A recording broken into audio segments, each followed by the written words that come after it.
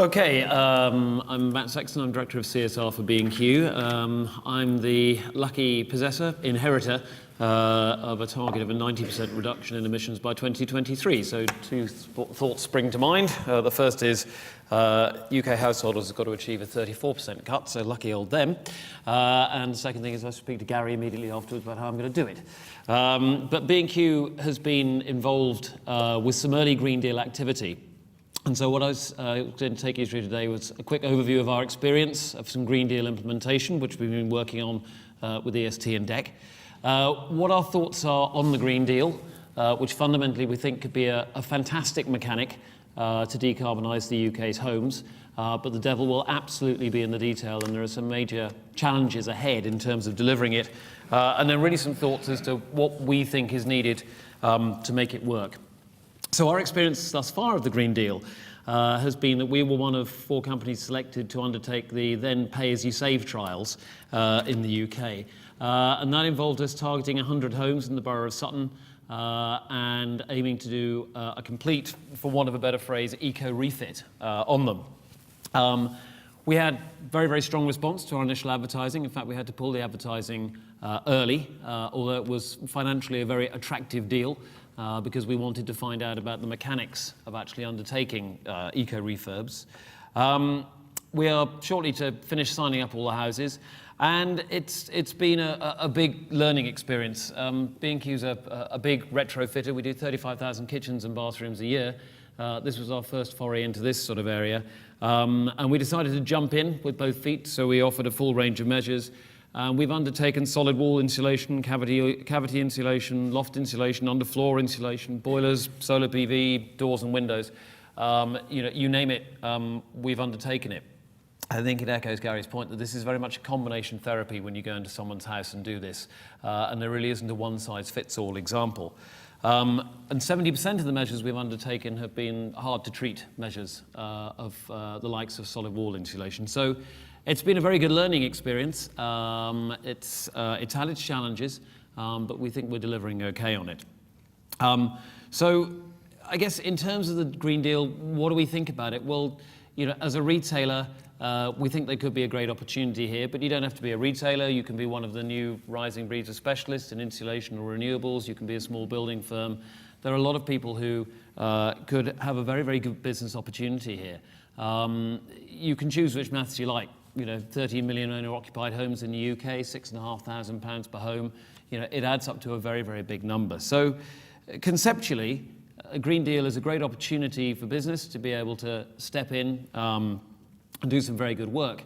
And there's much to commend it. It doesn't, in theory, rely upon a lot of central government cash. For most householders, given the golden rule, it should be a thoroughly sensible investment. But we don't always think in sensible terms. But certainly there's no doubt that the majority of householders, if it works as it should, will be better off in the short term as a result of installing Green Deal measures. And it should, on certain projects, resolve the issue of long-term paybacks by being able to attach the charge to the dwelling rather than the individual. So there's really a lot to like in the Green Deal.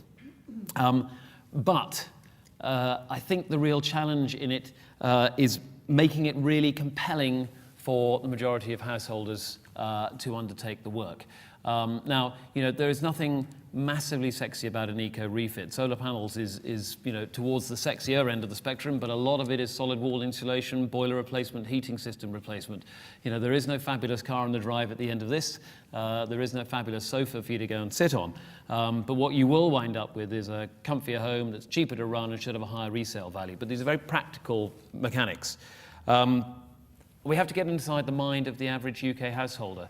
The average occupant of a 3-bedroom semi-detached house earns £27,000 per year, and this will require them to consider making an investment decision, albeit one shorn of a lot of the barriers that currently exist.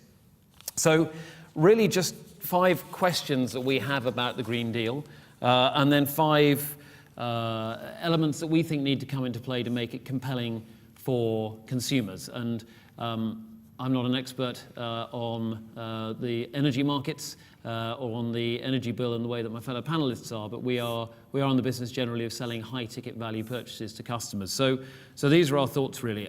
When it comes to the Green Deal, thought number 1, will the energy savings generated be enough on their own to get people to put up with the not inconsiderable hassle of having the fabric of their house moved around? Now, I think they can be, but it needs to be really clear to the householder that they are better off from day one.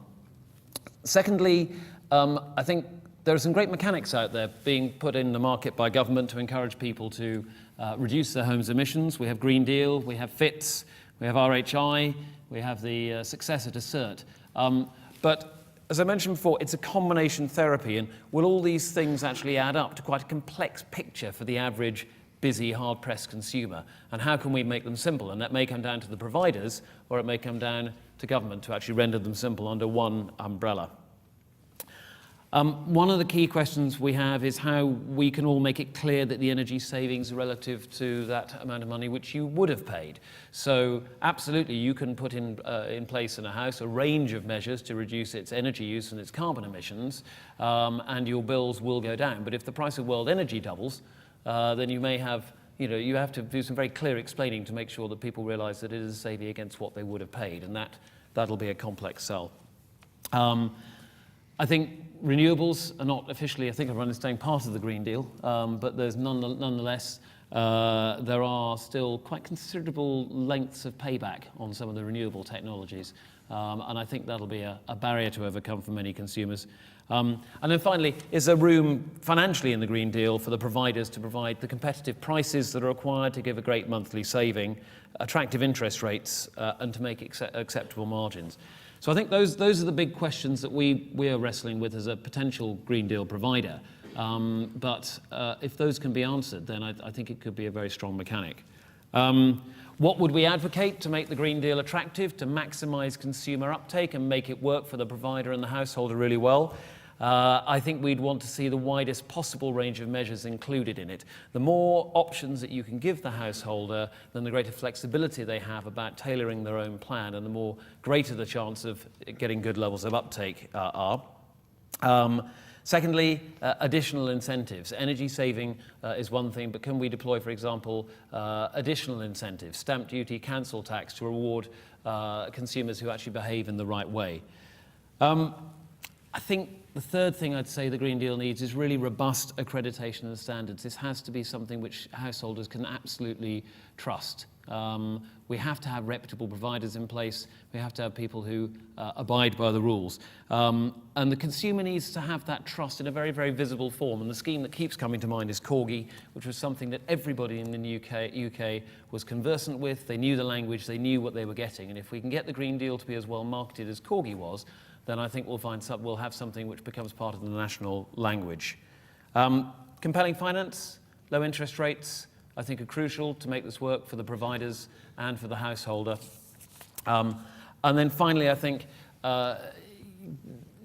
Gary said about the EPC. The EPC is a very, very useful tool, but I think one of the things you have to take into account when you're doing an eco-refit on somebody's house is behavioural change, and to make sure that having installed all these energy-saving measures, essentially the chief benefit is not solely comfort. And we have had people in the Green Deal trial saying, well, it's absolutely fantastic.